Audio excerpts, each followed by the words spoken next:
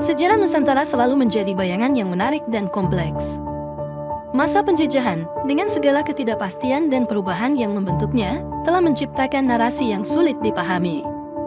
Pertanyaan pun muncul, apakah benar ada daerah di Nusantara yang tidak dijajah? Apakah penjajahan masa lalu benar-benar membawa ketidakpastian, atau justru membawa kemajuan? Dalam dunia yang terus berubah, kita seringkali melihat masa penjajahan sebagai bayangan yang menghantui. Namun, seiring berjalannya waktu, pertanyaan muncul, apakah kita mengalami penjajahan dalam bentuk lain?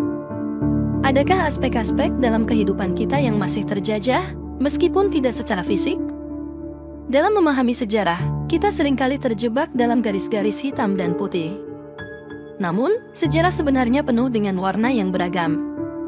Dalam perjalanan ini, kita akan menyelusuri jejak penjajahan dan kebebasan dengan memadukan riwayat sejarah yang terjadi dengan sentuhan imajinasi untuk mendekatkan penonton pada makna sebenarnya di balik peristiwa-peristiwa tersebut. Bab 2, Sarawak, Penjajahan atau Kemerdekaan Tersembunyi. Sejarah Sarawak, sebuah wilayah di Nusantara, menciptakan landasan yang menarik untuk memahami konsep penjajahan dan kemerdekaan.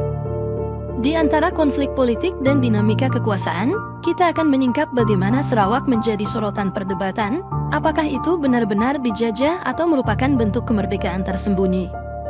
Ketika James Brooke bernegosiasi dengan Sultan Brunei, awalnya terdapat perjanjian yang diwarnai ambiguitas.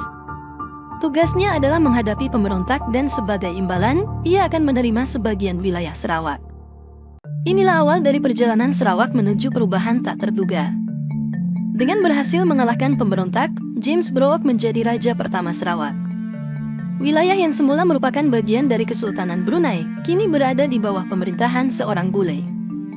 Inilah momen awal yang menciptakan tanda tanya, apakah ini bentuk penjajahan atau hanya kemerdekaan yang tidak biasa?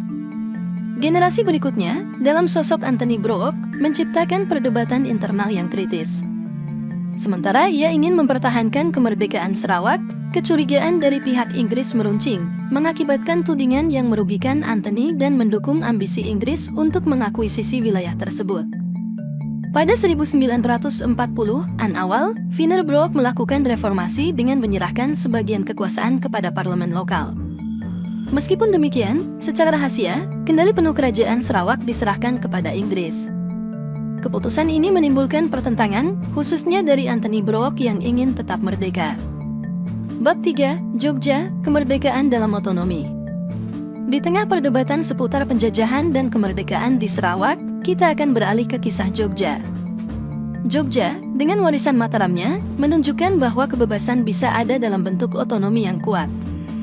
Mari kita telusuri bagaimana Jogja mempertahankan kemerdekaannya dalam lapisan-lapisan otonomi yang kaya. Jogja, sebagai pewaris kerajaan Mataram, memiliki tradisi otonomi yang kuat. Meskipun wilayahnya mungkin tidak besar, keberadaan Sultan Pakubuwono ke-12 menunjukkan bahwa kekuasaan lokal dapat terus berfungsi meskipun berada di bawah bayang-bayang pemerintahan kolonial. Sri Sultan Hamengkubuwono ke-9, seorang tokoh yang tidak hanya menjadi pemimpin kerajaan tetapi juga penyelamat Republik Indonesia. Keputusannya untuk memerintahkan serangan umum 1 Maret menjadi bukti nyata bagaimana Jogja tidak hanya mempertahankan diri sendiri tetapi juga berkontribusi dalam mempertahankan integritas Republik. Di tengah pemerintahan Republik Indonesia yang sedang berjuang, Jogja menjaga otonominya. Sultan Hamengkubuwono ke-9 berperan sebagai pemimpin yang cerdas, memastikan bahwa kebijaksanaan lokalnya tetap terjaga tanpa kehilangan keterlibatan dalam perjuangan nasional. Namun, pertanyaan pun muncul, sejauh mana otonomi bisa dianggap sebagai bentuk kemerdekaan? Jogja mungkin tidak secara fisik dijajah, tetapi sejauh mana mereka benar-benar bebas dalam pengambilan keputusan luar negeri? Bab 4, Kontroversi seputar penjajahan dan otonomi. Saat kita menyelusuri perjalanan Sarawak dan Jogja, kita mulai memahami bahwa garis antara penjajahan dan otonomi bisa sangat tipis. Bab ini akan menjelajahi beberapa contoh di dunia yang menunjukkan bagaimana intervensi negara-negara lain dapat membentuk dinamika sejarah, dan bagaimana hal ini berkaitan dengan konsep penjajahan dan kemerdekaan. Dalam memahami kompleksitas penjajahan dan otonomi, kita akan menelusuri sejarah India, Pakistan, dan Kashmir. Meskipun India dijajah oleh Inggris, terdapat 565 kerajaan yang mempertahankan kekuasaan lokal mereka. Konflik di Kashmir dan upaya untuk mempertahankan otonomi menambahkan lapisan kompleksitas dalam definisi kemerdekaan. Mengamati analogi dengan negara-negara lain seperti Afghanistan, Jerman, dan Pakistan, kita melihat bagaimana intervensi luar negeri dapat mengubah dinamika kekuasaan dan membuat batas antara penjajahan dan kemerdekaan menjadi kabur. Kasus-kasus ini memberikan pemahaman bahwa penjajahan tidak selalu bersifat langsung atau terlihat. Ketika kita melihat konsep otonomi, kita menyadari bahwa pemerintahan lokal yang efektif dapat memainkan peran penting dalam mempertahankan kemerdekaan. Sebagai contoh, kasus Jogja menunjukkan bahwa, meskipun tidak secara fisik dijajah, penting untuk memahami sejauh mana pemerintahan lokal memiliki kekuasaan dalam membuat keputusan yang memengaruhi nasib mereka. Bab 5. Perbedaan tipis antara penjajahan dan otonomi. Dengan pemahaman yang semakin mendalam tentang Sarawak, Jogja, dan kasus-kasus dunia yang kompleks, kita mendapati bahwa kadang-kadang batas antara penjajahan dan kemerdekaan sangat tipis. Bab ini akan mengeksplorasi bagaimana dalam sejarah Nusantara, terutama India dan Indonesia, wilayah yang tidak dijajah secara langsung memiliki dinamika kebebasan yang unik dan kompleks. Sejarah India yang dijajah oleh Inggris ternyata memiliki nuansa yang kaya. Lebih dari 500 kerajaan yang memiliki kekuasaan lokal diakui saat India merdeka. Meskipun terdapat intervensi Inggris, pemerintahan lokal dan otonomi memberikan wadah bagi terbentuknya kebebasan di setiap kerajaan. Dalam konteks Indonesia, terdapat wilayah-wilayah yang tidak dijajah secara langsung oleh Belanda. Sebagai contoh, Yogyakarta dengan warisan Mataramnya, meskipun tetap menjadi bagian dari Hindia Belanda, mampu mempertahankan otonominya hingga hari ini. Meskipun bayang-bayang penjajahan ada, otonomi memberikan keberlanjutan kebebasan. Melalui perbandingan antara India dan Indonesia, kita melihat bahwa wilayah-wilayah dengan otonomi kuat mampu mempertahankan identitas dan kemerdekaannya. Meskipun tidak selalu terbebas dari intervensi luar, pemerintahan lokal dan otonomi memberikan ruang bagi ekspresi kebebasan. Dengan demikian, kita merenung tentang bagaimana perbedaan tipis antara penjajahan dan otonomi dapat menciptakan realitas yang kompleks dan unik di Nusantara. Dalam keragaman ini, kita menemukan hikmah bahwa kebebasan bisa hadir dalam banyak bentuk, bahkan di bawah bayang-bayang masa lalu.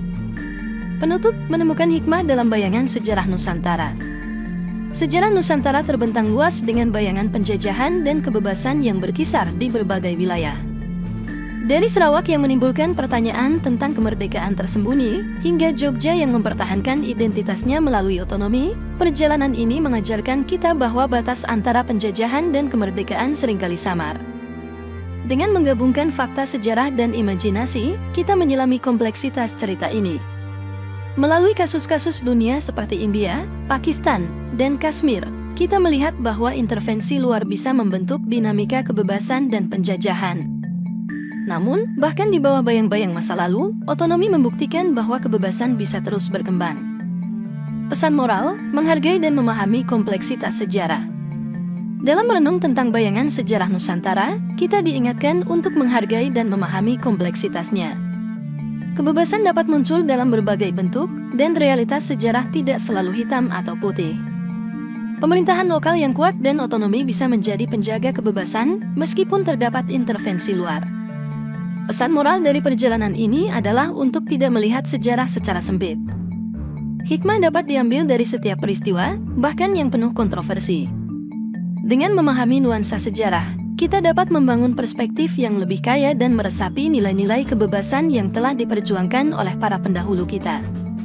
Semoga perjalanan ini tidak hanya membuka mata kita terhadap bayangan masa lalu, tetapi juga membawa inspirasi untuk menerapkan hikmah ini dalam kehidupan sehari-hari. Sejarah bukan hanya tentang fakta dan tanggal, tetapi juga tentang pelajaran berharga yang dapat membimbing kita menuju masa depan yang lebih baik.